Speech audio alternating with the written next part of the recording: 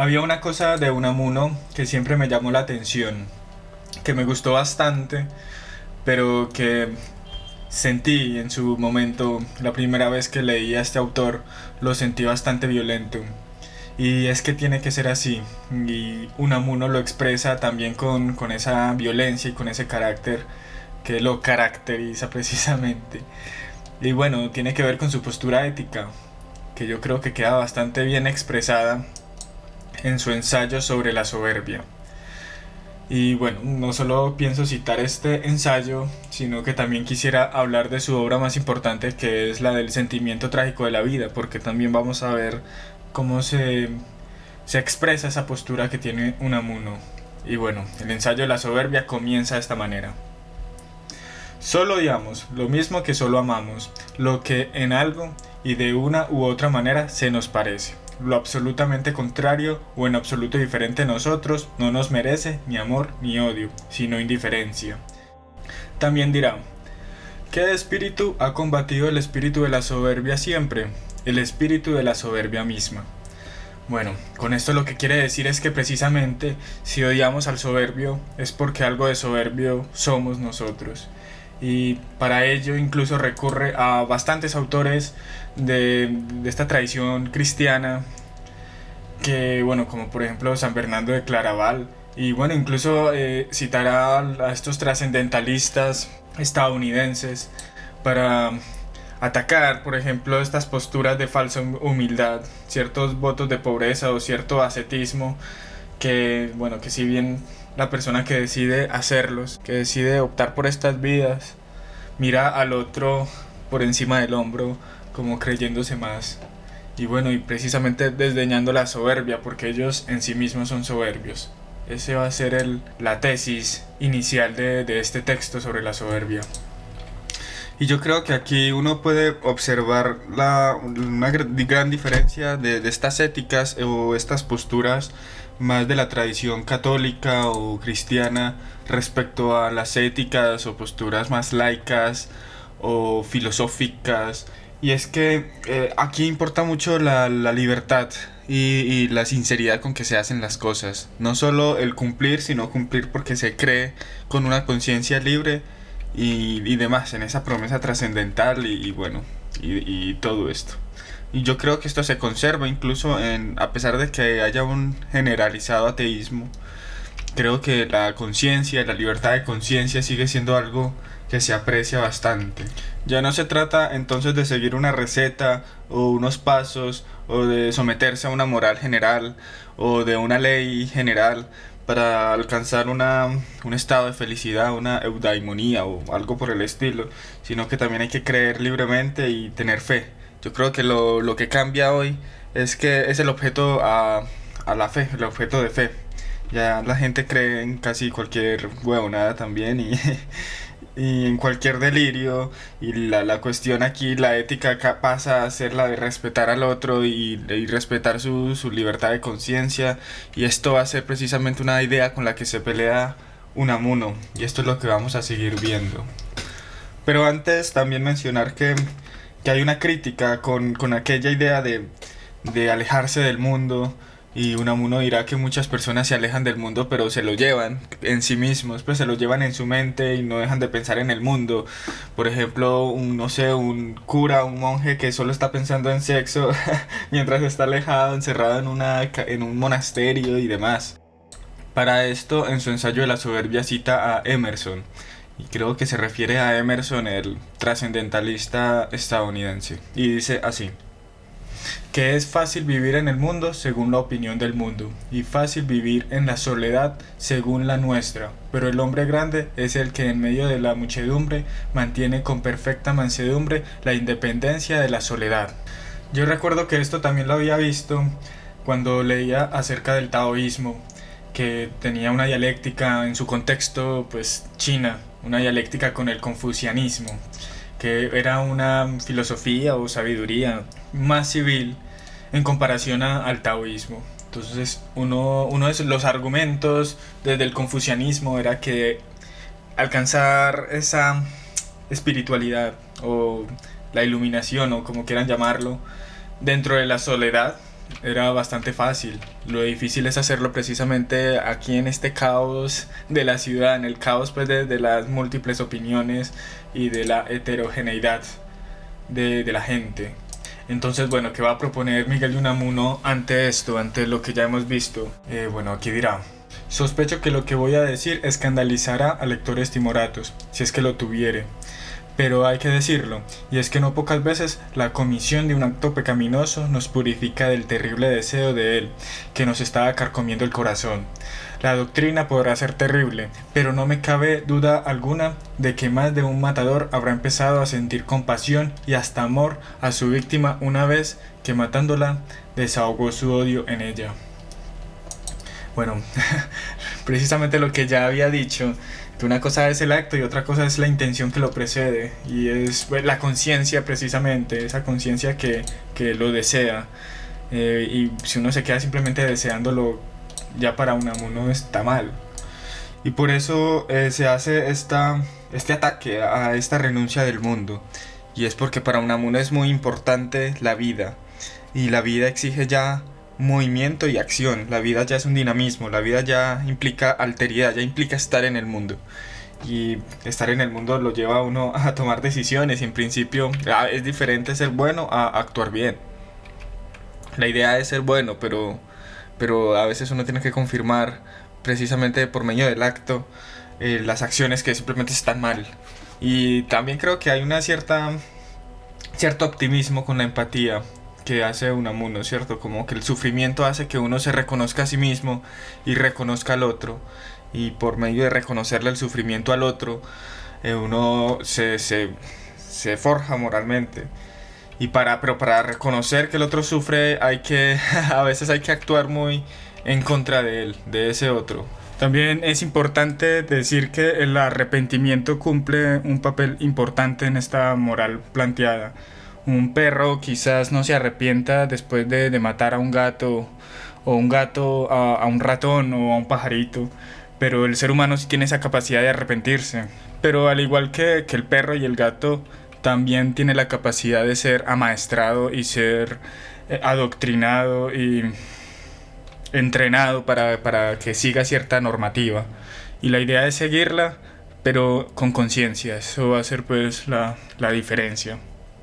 Y bueno, para mí Unamuno es una especie de espinosista un poco más radical en esta cuestión que pone Spinoza, que es la cuestión del conatus, que es este deseo del ser en permanecer siendo, ¿cierto? Que de alguna manera incluso se vuelve como el principio de individuación de los entes.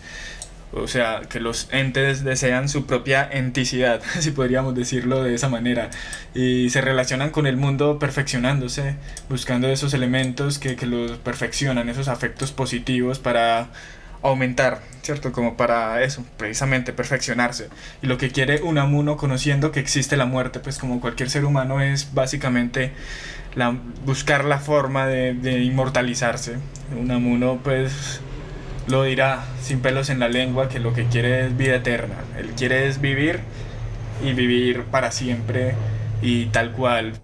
Pero sabe que está en un mundo donde muchos deseamos lo mismo. Y bueno, no basta con ser la finitud que somos, sino que queremos expandirnos. Y expandirnos implica un poco influir en el otro, como hacer que el otro me sirva. Ya vamos a ver cómo lo dice Miguel de Unamuno.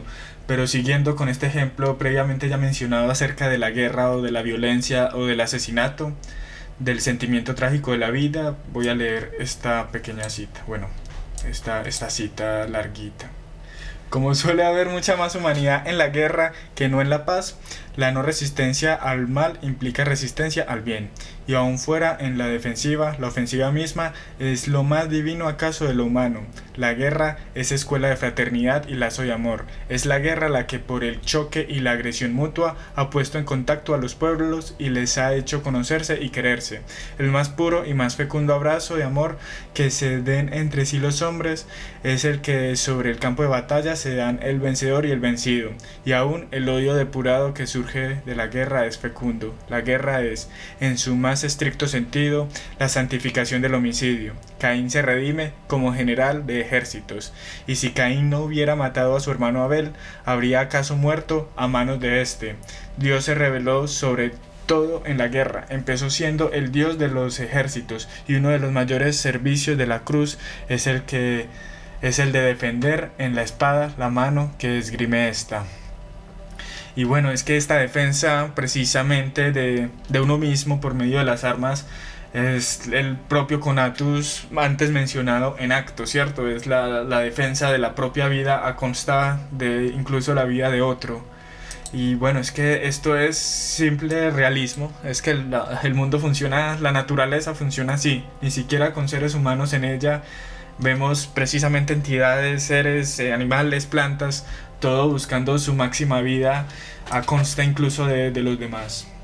Hará también una gran crítica a estas éticas liberales o anarquistas, la idea de no hagas a otro lo que para ti no quieres, que es el principio de no coacción básicamente, de no agresión. Dirá que es básicamente una ética, una avaricia espiritual, así la describirá. Y bueno, propia de este individualismo, porque para Unamuno el mundo es lo que ya he dicho, es una biocenosis, podríamos también afirmar. Y bueno, yo me acuerdo mucho al mito de la cultura de Gustavo Bueno, donde precisamente entiende la cultura más como una construcción, como producto de esa biocenosis, la llamará más bien como morfodinámica, ¿cierto? La cultura está inmersa ya en este dinamismo, en este choque entre otras culturas, y esto lo irá atacando estas ideas que califica de megáricas. Los megáricos fueron una escuela filosófica algo platónica o parmenidia, que le daban mucho peso a las ideas como impolutas, esas ideas perfectas, a las esencias estáticas, quietas, cerradas e incorruptibles. Y bueno, cuando Gustavo Bueno califica a esta concepción de las culturas como megáricas, está haciendo alusión a esto, como si se tratasen de pueblos como incorruptibles y como que si de alguna manera, como que son pueblos que participan de esas ideas como impolutas. Y no, pues realmente lo que son y lo que llamamos rasgos distintivos son en relación, ¿cierto? Se crearon gracias a la alteridad, y esa alteridad por lo general trae consigo un conflicto. Gracias al conflicto es que son como son. Y es sino ver, por ejemplo, el caso de Antioquia, de la región de donde estoy hablando, que probablemente hace 700.000 años yo pasaba el río Cauca y ya me mataban, o simplemente ni siquiera era capaz de comunicarme con las personas que encontraba en esos lugares, y eso hacía que mi pueblo, mi pequeña comunidad, mi pequeña familia tuviera que acomodarse a ese conflicto, mejorándose a sí mismo y bueno, intentando también ganar y sobrevivir en esa situación. Y el hecho de que yo pueda ir hasta la Patagonia y pueda hablar español, o cruzar el río, cruzar el charco, el gran charco, y pueda comunicarme con un español, o al otro lado con un filipino de pronto, es precisamente porque nos precede una historia de múltiples violencias. Y bueno, es que tampoco se trata de desconocer eso. Hoy justo que cuando estoy haciendo esto, está muy en las noticias la situación de Afganistán, y he visto incluso posturas que piden que se invada, que nos metamos ahí, que llevemos la democracia, que matemos a esos talibanes. He visto pues que incluso dentro de sectores que si bien desdeñan y odian esa historia pasada, en donde nos precede, como ya había dicho antes, la guerra, una violencia, una situación de conquista, ahora queremos entrar a otro país también a conquistarlo con nuestras ideas. No es sino lo que está diciendo Unamuno, querer que la otra persona sea como yo, querer que piense como yo. Eso sería, entre comillas, bueno, entre comillas no, sería lo más honesto. Si yo considero que tengo la vida más adecuada, lo más ético sería enseñarle a los otros a vivir de esa forma. Si yo creo que yo tengo la razón, si yo creo que yo y mi familia tratamos mejor a las mujeres sin ponerles trapos encima, sin obligarlas a hacer X o Y, a quedarse en la casa encerradas, o sin estudiar, bueno, todo esto que se está diciendo hoy de los talibanes, de Afganistán, del Islam, pues lo justo es enseñarles nuestro secreto de vida, nuestra manera moral y ética de vivir, o sea, querer que la otra persona sea como yo. Mira, aquí otra cita de Miguel de Unamuno, en su libro del sentimiento trágico de la vida. El que no pierda su vida no la logrará. Entrégate, pues, a los demás, pero para entregarte a ellos, domínalos primero, pues no cabe dominar sin ser dominado. Cada uno se alimenta de la carne de aquel a quien devora. Para dominar al prójimo hay que conocerlo y quererlo, tratarlo de imponerle mis ideas. Es como recibo las suyas. Amar al prójimo es querer que sea como yo, que sea otro yo.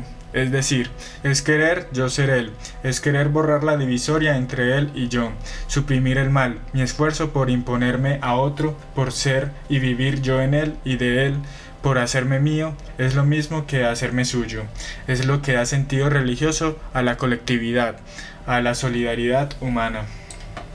Yo creo que aquí se entiende o se ve como esta postura de Unamuno respecto a lo que ya había mencionado. Y bueno, se le suma algo que no dije, que precisamente en el momento en el que yo quiero conquistar, quiero dominar al otro, me pongo en riesgo de ser yo el conquistado y ser yo el dominado.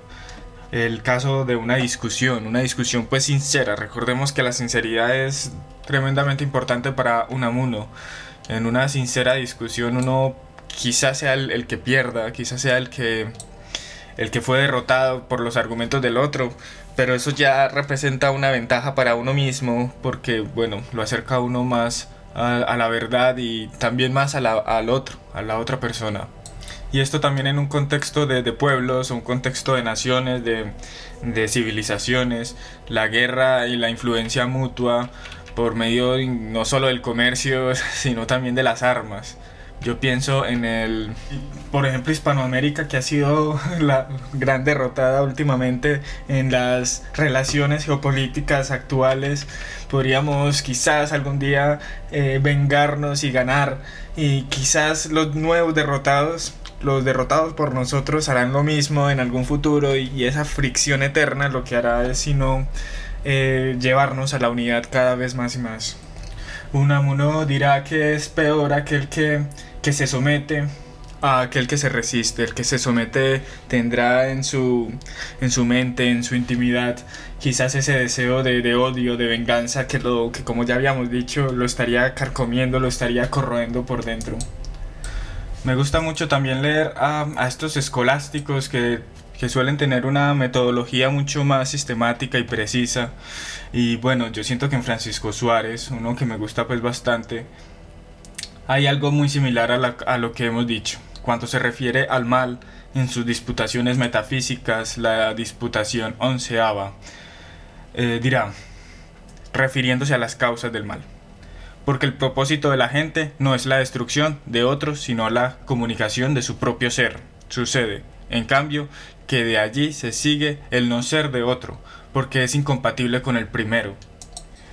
Francisco Suárez pone el ejemplo del agua y el fuego, que cuando el fuego comunica su ser al agua, termina por apagarse, o más bien al contrario, cuando el agua comunica su ser al fuego, termina por apagarlo.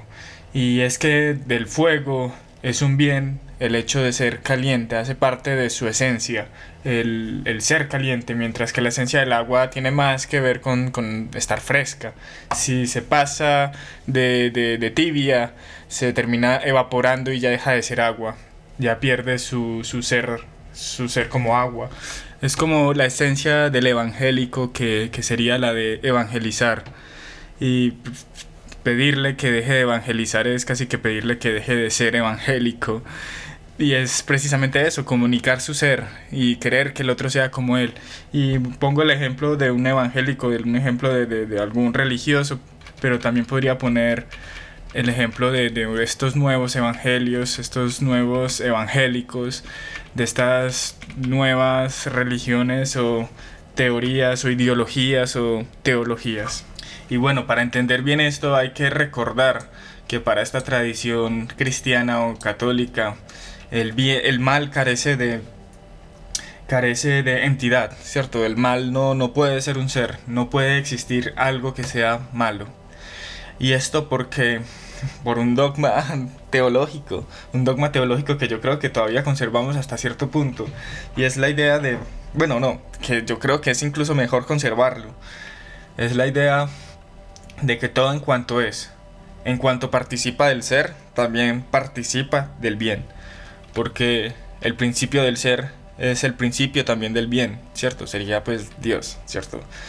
E incluso recuerdo que el pseudo Dionisio, al hablar de los demonios, dirá que los demonios no pueden ser malos en cuanto son, tienen que ser buenos, obviamente desordenados, pero eso ya será otro problema, eso ya sería meternos aquí a este famoso problema del mal. Pero sin ir pues muy lejos, regresando a Francisco Suárez, el mal es una privación. Y aquí yo creo que llega lo interesante, y es que ¿qué es lo que lo priva a uno como ente, como cosa?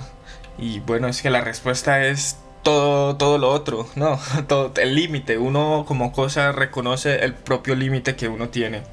El límite no solo físico, yo soy tremendamente finito en mis posibilidades físicas y corporales y materiales, sino también en mi límite temporal y cronológico. Yo reconocer pues la propia muerte ya es reconocer ese mal del propio ente.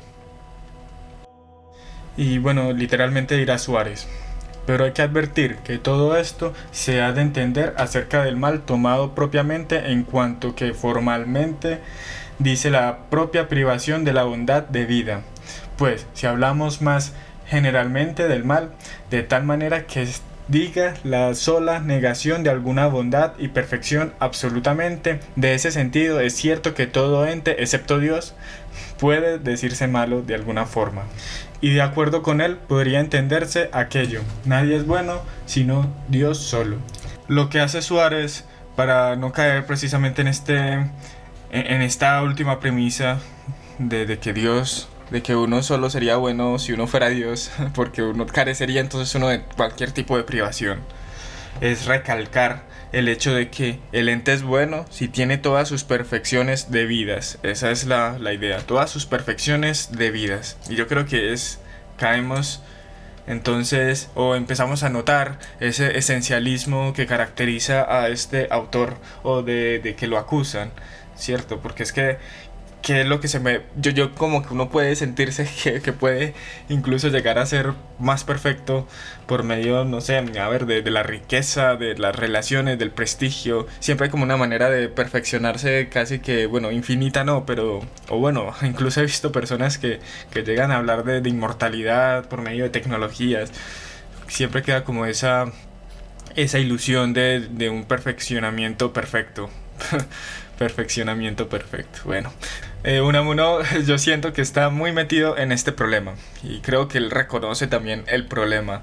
Por un lado, él como que es tremendamente ambicioso con su deseo y lo expresa pues con toda la potencia posible, pero también reconoce lo importante de sus límites, de ser un ente pues finito y privado ya de por sí. Me parece curioso. Me parece que está como está en este dilema, porque si bien él dice que quiere ser básicamente como Dios, quiere en bulto, quiere la inmortalidad. A ver, la voy a leer también literalmente más bien. No es enajenarme en el gran todo, en la materia o en las fuerzas infinitas y eternas o en Dios lo que anhelo. No es ser poseído por Dios, sino poseerle, hacerme yo Dios, sin dejar de ser Él yo que ahora os digo esto. No nos sirven engañifas de monismo, queremos bulto y no sombras de inmortalidad. Cierto, pero también me parece que él entiende que es el límite lo que funda su conciencia, y ese límite es lo que genera el dolor, el sufrimiento. Es el sufrimiento lo que hace que él sea lo que es. Y esto lo dirá también en el sentimiento trágico de la vida, a ver si lo encuentro. Bueno, aquí está. Es el dolor físico, o siquiera la molestia, lo que nos revela la existencia de nuestras propias entrañas. Y así ocurre también con el dolor espiritual, con la angustia, pues no nos damos cuenta de tener alma hasta que ésta nos duele. Y esta otra cita tampoco tiene desperdicio. Yo y el mundo nos hacemos mutuamente, y de este juego de acciones y reacciones mutuas brota en mí la conciencia de mi yo. Mi yo antes de llegar a ser seca y limpiamente yo puro, es la conciencia de mí mismo, el núcleo del recíproco juego entre mi mundo exterior y mi mundo interior. Y yo creo que ya con esto se puede entender aquello que ya hemos dicho acerca de la guerra, de la violencia, del conflicto dentro de la misma sociedad. Es que por medio de ese conflicto es que uno se funda, que la conciencia se funda. El sufrimiento es la sustancia de la vida y la raíz de la personalidad, ya que solo el sufrimiento nos hace personas.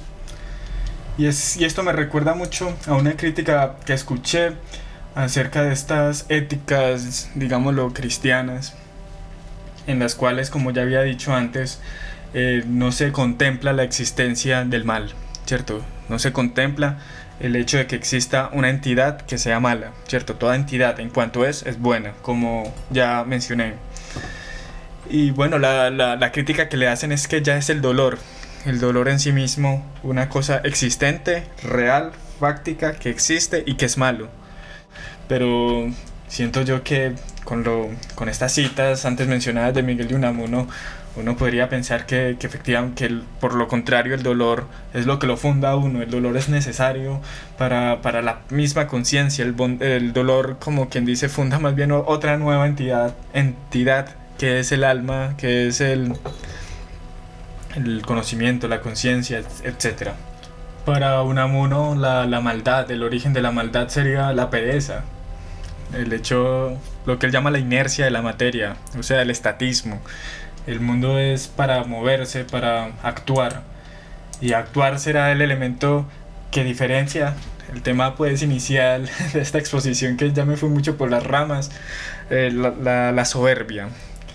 Y bueno, ¿qué papel cumple entonces la obra, el acto, la actividad del hombre para que esto de la soberbia adquiera otro nuevo sentido? Y es que para Unamuno, la soberbia no es que sea mala de por sí. Lo verdaderamente soberbio es quedarse, digamos, en el estadio contemplativo, ¿cierto? Ser soberbio y mirar al otro por encima del hombro y con cierto desdén. Pero lo importante es que si usted ya se cree, lo voy a decir pues con mis palabras, si usted ya se cree lo más chimba del mundo, lo importante es que lo ponga a prueba, que lo exponga, que exponga lo chimba que usted cree que es. Y de esa exposición, de ese acto, de esa actuación, van a ocurrir cosas, diversas cosas, y todas son positivas, ya sea que usted lo demuestre con éxito y logre convencer a la gente y logre ayudar a alguien, o que usted se dé cuenta de que es un visajoso, que es una caspa, que usted no era lo más teso y que realmente hacía falta pues que se llevase una hostia, como dirían los españoles. Dirá Unamuno: el acto de más grande humildad, de verdadera humildad, es obrar. Un bastardo que llegue a héroe, ¿quién duda que es más para la humanidad que un legítimo que se queda en cobarde retiro? Y bueno, esto era lo que quería compartir. Y bueno, intenté hacer como un resumen general de la obra de Unamuno respecto a este tema. Y cité solo 2 textos, pero es que también esto aparece en otros más. No cité el texto, por ejemplo, de La Soledad, que hablará bien de la soledad en comparación pues al texto de la soberbia, que veíamos que este ascetismo no era tan bien visto. Esta renuncia o alejamiento del mundo podría ser considerado hipócrita. Aquí en el ensayo de la soledad, Unamuno dirá que es bueno estar en soledad, pero precisamente porque uno se ablanda, uno se hace más vulnerable al otro. Y no siempre es uno el que tenga que ir como conquistador a romper esas burbujas de los demás y enseñarles pues el propio ser de uno, comunicar el propio ser, como habíamos leído con Suárez, sino que muchas veces tiene que ser la otra persona que llegue a invadirlo a uno y llegue a conquistarlo a uno y lo saque a uno de esa burbujita en la que uno está metido. Y ese va a ser pues lo positivo que tendrá la soledad. debilitarlo a uno básicamente.